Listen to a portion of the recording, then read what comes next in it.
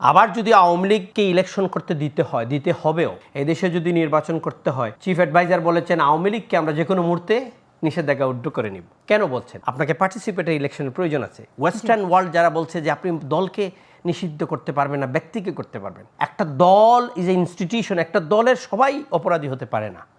এখানে যারা সবাই আছে তার মধ্যে একজন দুইজন আমরা অপরাধী হলে সব এই ফ্লোরের সবাই অপরাধী হয় না, কিন্তু সেটা ওনারা করতে চাচ্ছিলেন, এখন বলছেন না, হবে না। আমরা মনে করি বিএনপিও চাচ্ছে একটা ইনক্লুসিভ নির্বাচন দিতে হবে এবং ফ্রি ফেয়ার ক্রেডিবল করার জন্য। এখন তো পুলিশ কিছু করতে পারছে না, তাদেরকে ডাক দিলেও যাইতে পারে না। কেন জানেন? গেলে মবরা এসে পুলিশকে পিটাইতে চায়। নেপালে 17 বছরের 13টা গভর্নমেন্ট পড়ে গেছে, যেখানে 65 বছর থাকার কথা সরকারের, সেখানে 17 বছরের শেষ, 5টা গভর্নমেন্ট শেষ। বাংলাদেশের যদি পিআর পদ্ধতি, এখন আমি আপনার গ্রামে যাই, উনি ওনার এলাকায় যায়, আপনি যান, গিয়া যদি বলেন পিআরে নির্বাচন হবে, বলবে পিআরটা কি? পিআরটা বোঝানোর জন্য এদেশের মানুষকে সময় লাগবে না? এই কথাটাই আমি বলছিলাম যে আসলে পিআর পদ্ধতি চালু করার যে দাবিটা, এটা বাস্তবে কতটা সহজ বা কতটা জটিল, এটা প্রয়োগে কি কোনো ধরনের আইনি পরিবর্তন দরকার? আমি জটিল বলে দিই আপনাকে, তারপরে ভালোটাও একটু বলবো। জটিলটা হলো মানুষ তার ক্যান্ডিডেট চিনবে না, কাকে ভোট দিবে।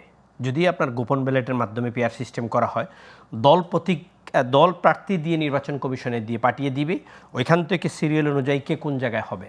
আপনি ভোট দিবেন সিলেটে, উনি এমপি হবেন পটুয়াখালীতে। আপনার এমপি আপনি চয়েস করতে পারবেন না ডাইরেক্ট পিআরে।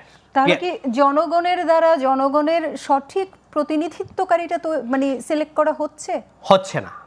এটাই সবচেয়ে বড়। দ্বিতীয় হলো, বাংলাদেশের 5 বছর সরকার থাকার কথা, এই সরকারটা প্রতি বছর একবার পড়বে।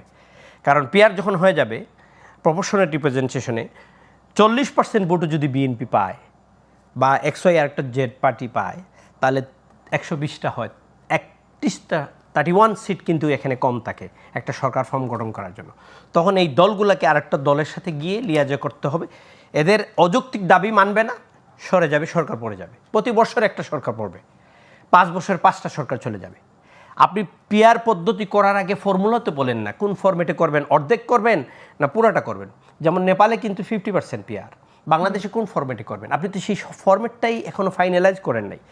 জামাত বলল আপার হাউসে পিআর হবে, লোয়ার হাউসের কোনো আলোচনাই ছিল না পিআরের, কিন্তু আবার জামাত আন্দোলনে চলে গেছে। জামাত এই আন্দোলনে আপার এবং লোয়ার হাউস জাতীয় এবং স্থানীয় উভয় কক্ষেই তারা পিআর যাচ্ছে। এটাই আপনাকে বলছিলাম যে ঐকমত্য কমিশনের আলোচনায় যা আছে রেকর্ড আমাদের কাছে, তারা কখনো লোয়ার হাউসের পিআর পদ্ধতি চায় নাই, আপার হাউসে চেয়েছে। এখন আন্দোলনে টেবিলে বসা অবস্থায় আন্দোলনে চলে গিয়ে বলছে না আপার হাউসেও লাগবে, লোয়ার হাউসেও লাগবে। এখন বাংলাদেশের মানুষ কি যাবে? আপনি কি চাচ্ছেনটা কি?